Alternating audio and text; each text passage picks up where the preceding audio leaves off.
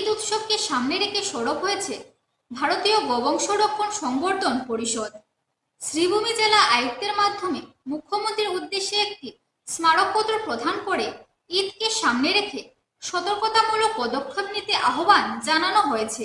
গবাদি পশুর অবৈধ ব্যবসা পাচারকারীদের বিরুদ্ধে পদক্ষেপ নিতে আহ্বান জানানো হয়। ঈদকে সামনে রেখে গবাদি পশুকে রক্ষা করার আর্জি জানানো হয়।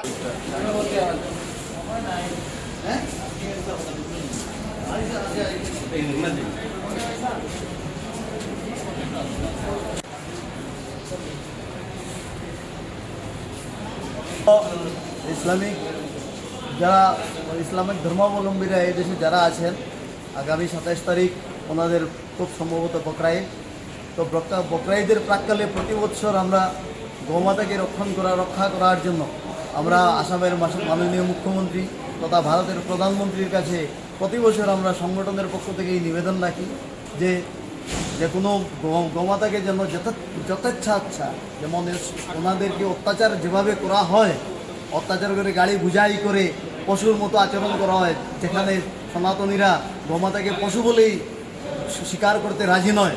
আমরা গোমাতা মাতা হিসেবে পূজা করি, যে সেই গোমাতাকে যেখানে সেখানে অত্যাচার করে কাটা হয় এবং গাড়ি বুঝাই করে এখান থেকে কোনো আইনের নিয়ম নীতি না মেনে আইনকে বৃদ্ধাঙ্গুষ্টি দেখিয়ে যেভাবে অত্যাচার করা হয় সেটাকে আমরা রুখে দেওয়ার জন্য, এবং দেশে আইন আছে আসামে যে আসাম ক্যাটেল প্রিজার্ভেশন অ্যাক্ট 2021 যে আইন আছে, সেই আইনের ধারা অনুযায়ী সেই আইনের ধারাগুলো বলবৎ করার জন্য, কঠোরভাবে বলবৎ করার জন্য যেখানে সেখানে গোহত্যা বন্ধ করা এবং গোমাতাকে যে কোনোভাবে চুরি গ্রামাঞ্চলে চুরির হিড়িক পড়ে যায়, যখনই এই ঈদের প্রাক্কালে গ্রামেগঞ্জে চুরির হিড়িক পড়ে যায় সেটা বন্ধ করা, এবং গোমাতাকে অবাধে যেভাবে তুলে নিয়ে বাংলাদেশে পাচার করা হয়, বিভিন্ন অবৈধভাবে পাচার করা হয় সেটা বন্ধ করা, যেখানে সেখানে অবৈধ মার্কেটগুলো বন্ধ করা, এইসব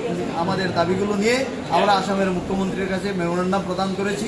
প্রতি বছর এটা আমরা করে থাকি এবং যাতে গোমাতার উপর অত্যাচার বন্ধ হয়, এটাই আমাদের দাবি।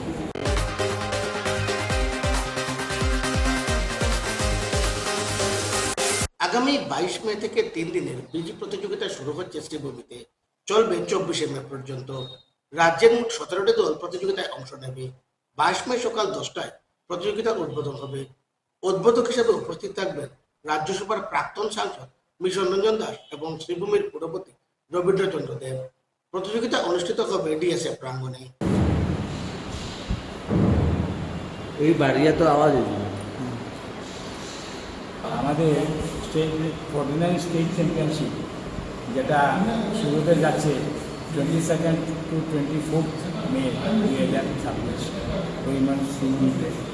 তো আমাদের প্রোগ্রাম আমরা যেটা ঠিক করেছি, মর্নিংয়ে 10টায় আমাদের অ্যাসোসিয়েশনের ফ্ল্যাগ হোস্টিং হবে, তারপর আপনার হবে ওপেনিং সেরিমনি যেটা স্টার্ট হবে আপনার 11টায় রাইট 7:30।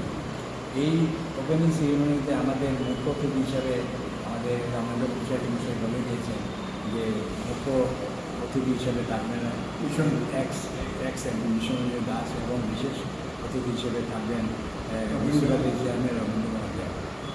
আমাদের এখন পর্যন্ত যতগুলা বিভিন্ন আসামের বিভিন্ন জেলা থেকে আমরা যোগাযোগ করে আমি যতটুকু করেছি বা কনফার্মেশন পেয়েছি, আমাদের টোটাল নাম্বার অফ টিম মোর দেন 17 আজ পর্যন্ত আমরা পেয়েছি। 17টা টিম আসাম থেকে এসে এখানে পার্টিসিপেট করবে।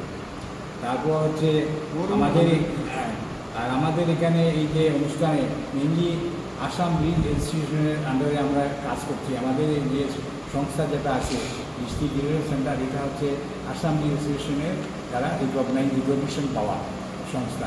গতিকে এই সংস্থার জেনারেল প্রেসিডেন্ট এবং সেক্রেটারি ওনারাও আসবেন যাতে এই টুর্নামেন্টটা সুন্দরভাবে যাতে করা যায়, এগুলা করার জন্য আসবেন।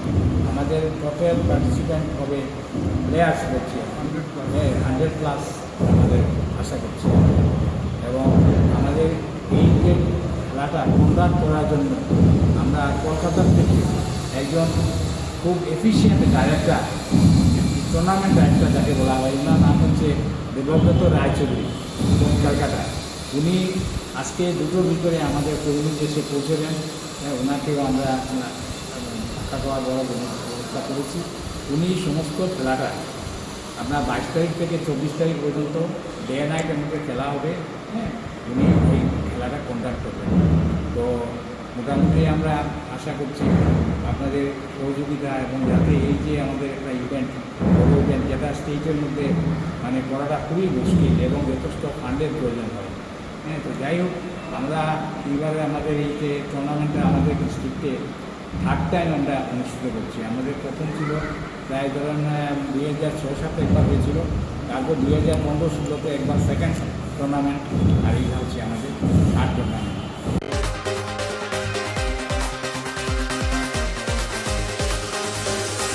MKCN রিপোর্ট আর আজ এ পর্যন্তই।